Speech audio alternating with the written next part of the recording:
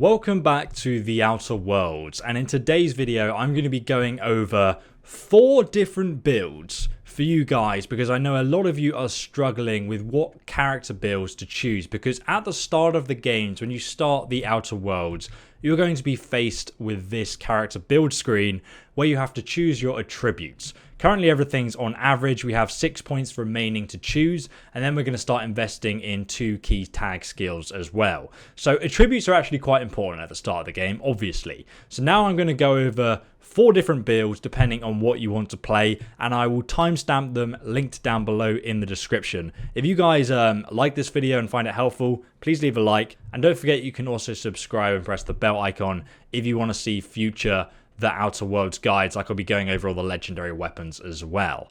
So here we go. Now these 4 builds are going to be a sneaky sniper based class, which does the maximum damage you can do with any rifles, or a one-handed or two-handed melee type build that can use both one-handed and two-handed weapons depending, and also heavy weapons, but we'll talk about that more as we get into it. Also a diplomatic build that uses purely speech skills and doesn't kill anybody in the whole game, and that is very possible, by the way.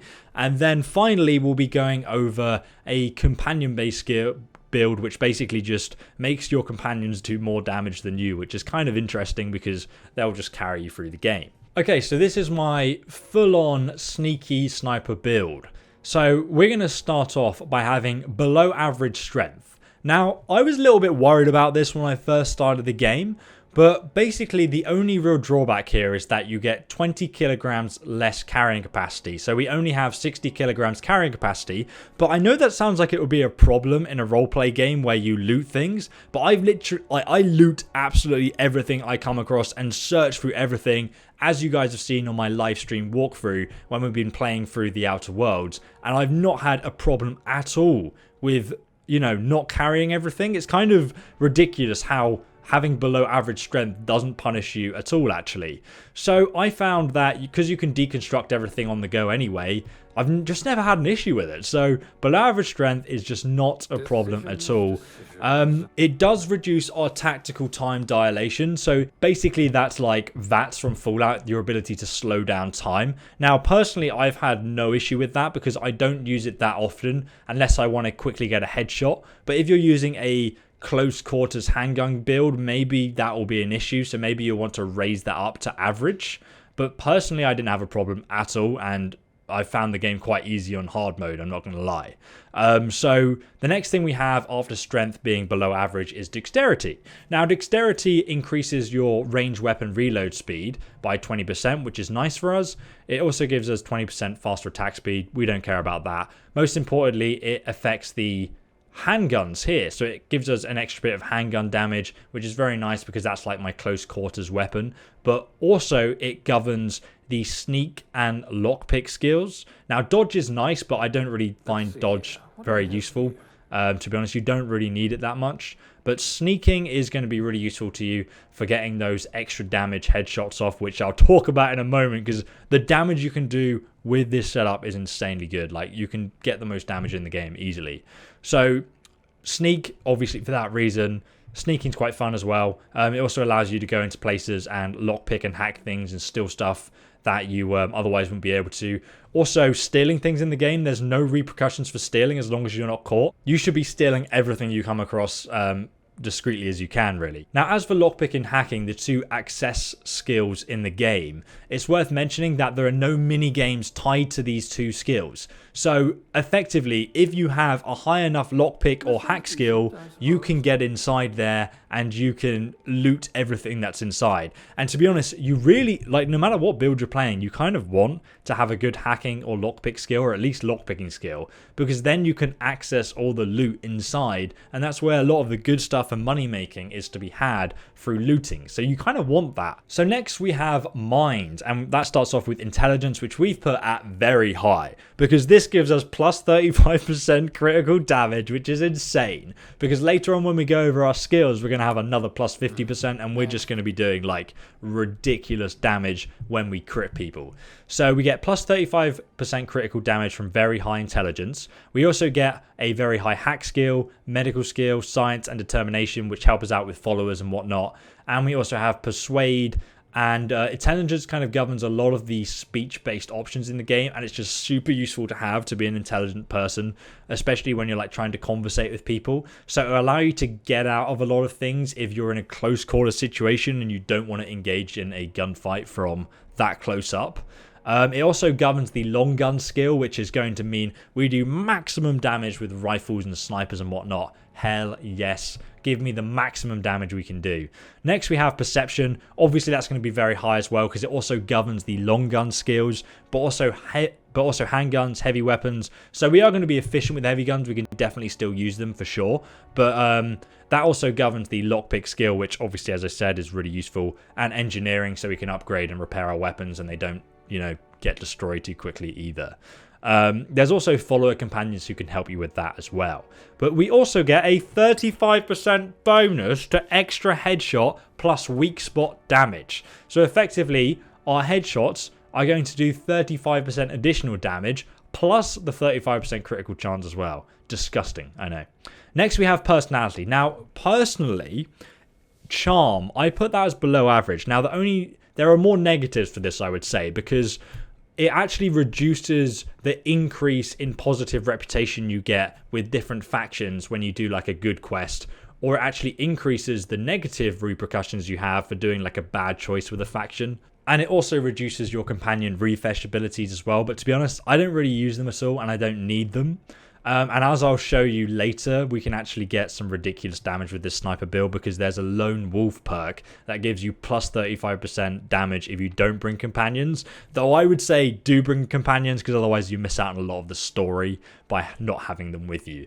So I've got below average charm. If you want to put this down to good and then this back to average, then I think you'll probably find, the game a little bit more enjoyable if you want to kind of experience, more being able to talk your way around things. But if you want maximum damage, then put that down below average. Also, we have temperament. Temperament's an interesting one because if you put it on below average, you actually lose your health regeneration. Now, this is a really big deal because if you don't have health regeneration, you have to use up all your consumables to make sure you're constantly at full health. However, if you just leave this on average, which I prefer personally, you will constantly regenerate your health and you just won't be a problem. So I definitely keep this on average, and then you use up less consumables, and after combat you can just wait for your health to regenerate instead.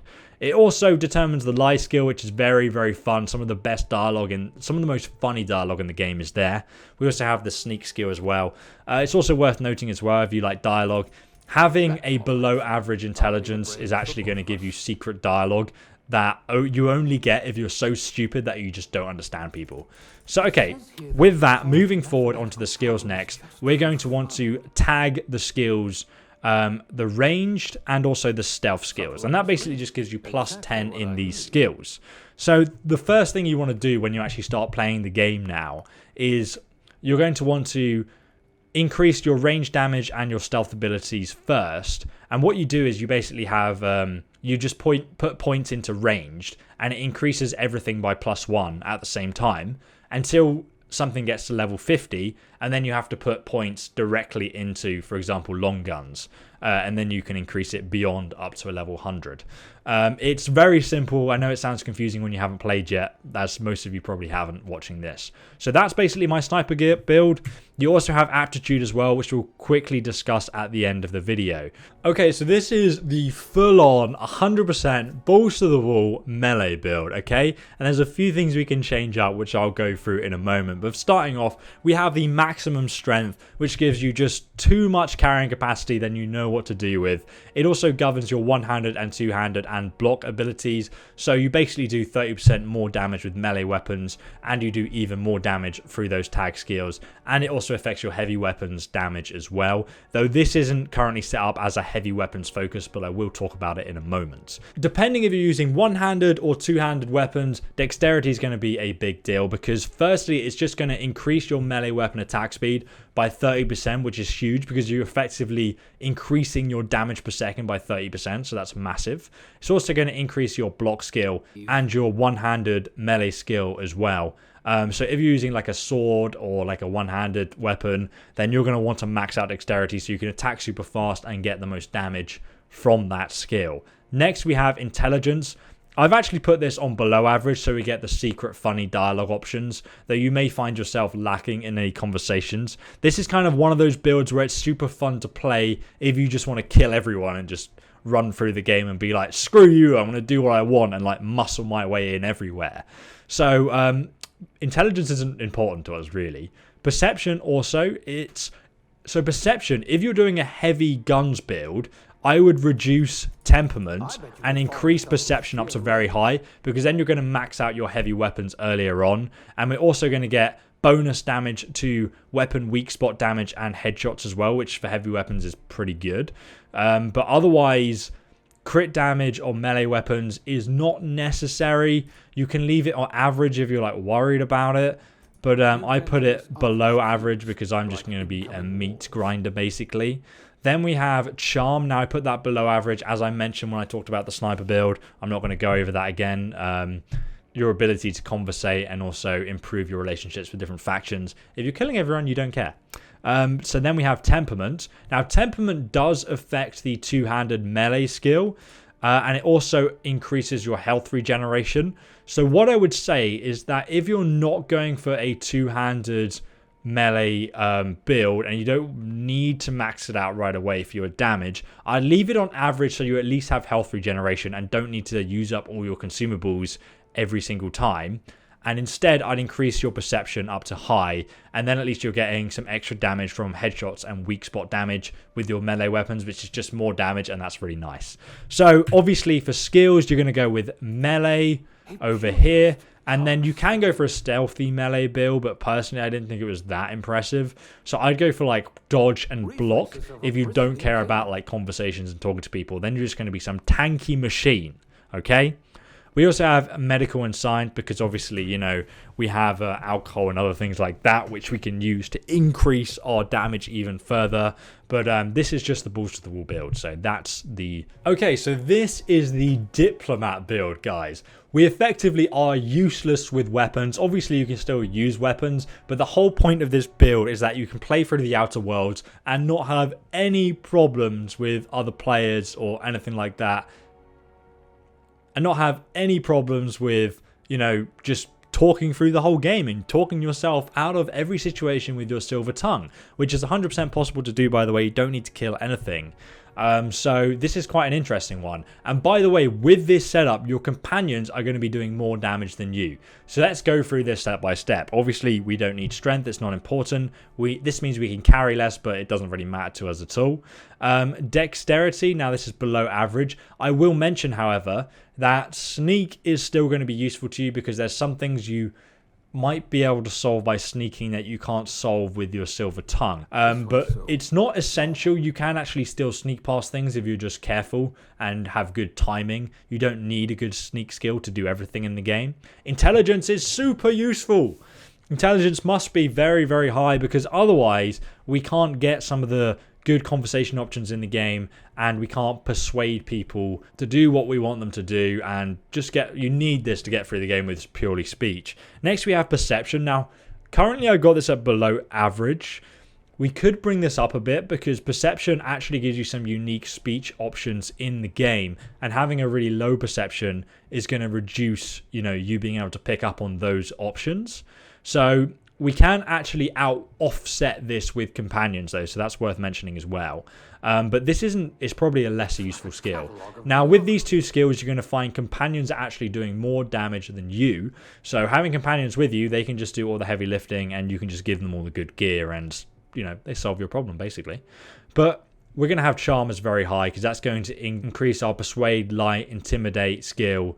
And also it's going to allow us to hack and basically access, you know, what we need to access and get and blackmail people. It also boosts our positive reputation with factions whenever we do something good. It reduces the amount of negative impact we get. For example, if you do something bad with one faction, if you do something good with one faction but it negatively impacts another, you're actually going to get less negative faction reputation because you have a high charm skill. And lying in the game is just the funniest dialogue options here, so god, you're gonna have some fun there. Then we have temperament, and I've put that as very high.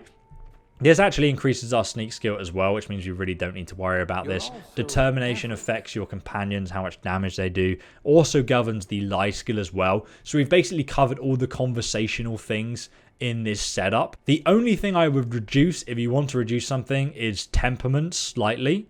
And you could put this down to average, and you could put your perception up to high, and then that would give you those extra dialogues. But this is something that I'm not 100% on yet. So if you want to be safe, I'd go high and average, and you could easily talk your way through the whole game. And then next, obviously, we're going to want to go into dialogue. Persuade, lie, intimidate gets a boost as our tag skills here. And then personally, I would go for leadership because that gives your followers extra abilities. As you can see when you start to read into this stuff, I'm not going to do it now for you, but companions get 20% more armor. It just basically turns your companions into raid bosses, which is always fantastic. But that's going to be your companion and your conversational playthrough effectively. So those are my 4, or I guess you could say 3 builds, because you can also leave this as very high if you like, and then you can invest some points into damage, and then you can have high companions but also be a melee damage dealer yourself. It's completely up to you what you do, but I think going over each of those builds, each of those archetypes and details, you now fully understand how each skill works, what's useful, and especially lockpicking and hacking is always going to be useful to you, because that's going to allow you to get access to everywhere in the game. And I personally hate nothing more than just not being able to access everything. So there you go, guys. I hope that build guide was helpful for every single character you're going to be playing in the Outer Worlds. And by all means, do another playthrough, discover the low intelligence secret dialogue options. They're very funny. And I just hope you enjoyed the game, guys. Give the video a like if you found it useful, and don't forget to subscribe and press that bell icon, because I'll be doing the unique weapon guides next, showing you where to get the best weapons at the start of the game as well. Depending on what build you went for, you may or may not find that useful.